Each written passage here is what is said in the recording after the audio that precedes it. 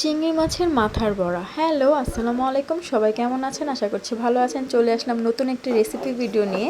তো এটা হচ্ছে বড় চিংড়ি মাছের মাথা দিয়ে বড়াটা বানানো হয়েছে। তো বড় চিংড়ি মাছের মাথা তো লাগবেই, সাথে নিয়েছি হচ্ছে 2 মুঠ ডাল, আগে থেকে ভিজিয়ে নিয়েছি, তারপর বেটে নিচ্ছি।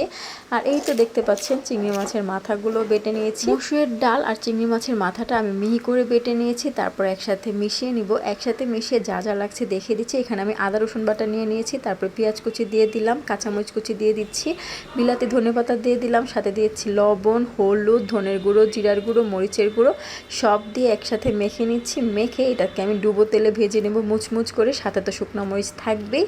আর এই রেসিপিটা হচ্ছে আমার আম্মু থেকে নেওয়া। এটা যখন লাল লাল মুচমুচে ভাজা হয়ে যাবে, সেটা যদি গরম ভাত, পেঁয়াজ আর শুকনো মরিচের সাথে খাওয়া হয় না, তাহলে তো কথাই নেই। আর চাইলে খালিও খাওয়া যেতে পারে।